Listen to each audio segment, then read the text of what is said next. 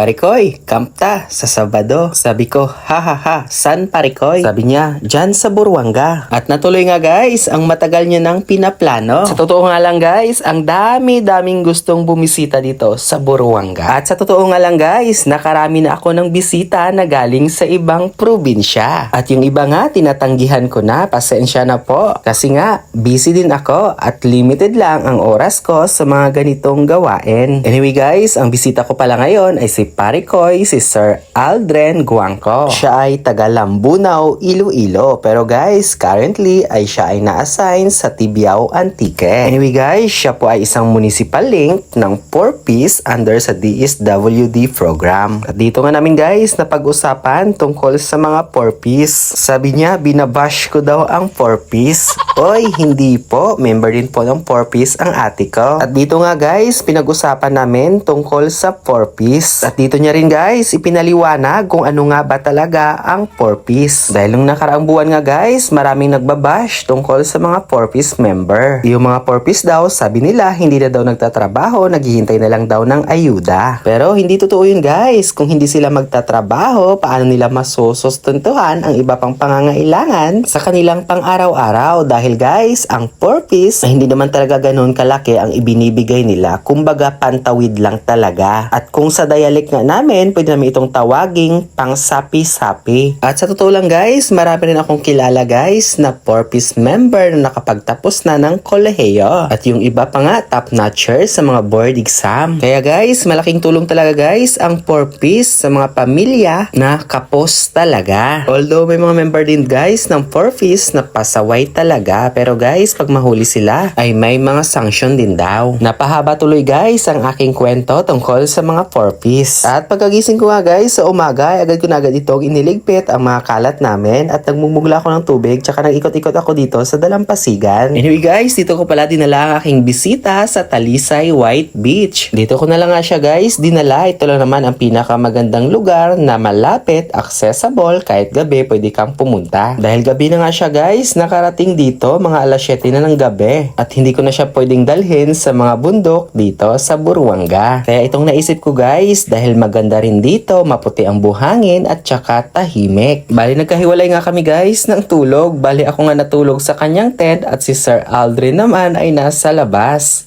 O diba, siya nagdala, siya nag-set up, tapos ako lang natulog. Kaya pala siya guys natulog sa labas kasi nga sobrang init dito ng mga oras na iyon. Walang masyadong hangin at mainit talaga ang temperatura dahil nga summer season. At kahit saan naman siguro guys, napakainit ng panahon ngayon. At pagkatapos ko nga guys, maglakad-lakad, ay umupo lang ako dito at nagkape. Ako nga lang dito guys, mag-isa nagkape dahil yung kasama ko nga ay doon pa sa taas, natutulog. Nagka-hangover yata sa ininom namin kagabi. At shoutout nga po pala guys sa nagbabantay dito, Okendo family. Salamat po dahil inasikaso nyo kami. Dito pala guys sa Talisay White Beach ay walang entrance fee. Ay donation lang. Kaya ikaw guys, pag makapunta ka dito, magbigay ka naman kahit kakaunting amount. Malaking tulong na yun guys para sa kanila sa paglilinis dito. At pagkatapos ko nga guys magkape ay pinuntahan ko naman dito si Parikoy sa taas dahil natutulog pa. Nasobrahan yata sa ininom. Oy, joke lang po. O napagod lang. Koy!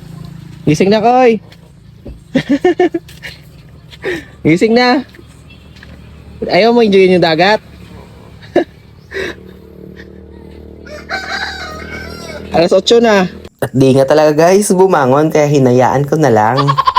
At pagkalipas nga guys ng 30 minutes ay unti-unti nang dumadami ang mga bisita dito sa Talisay. At dumating nga rin dito guys ang aking pinsan kasama niya ang kanyang pamangkin at ang kanyang asawa na si Nike Motovlog Estores. Shoutout sa iyo pre. At nagligpit na rin guys ng tent si Parikoy kaya maya-maya ay umuwi na rin kami. At dito ko na lang guys tatapusin ang aking video. Maraming salamat po. Paalam!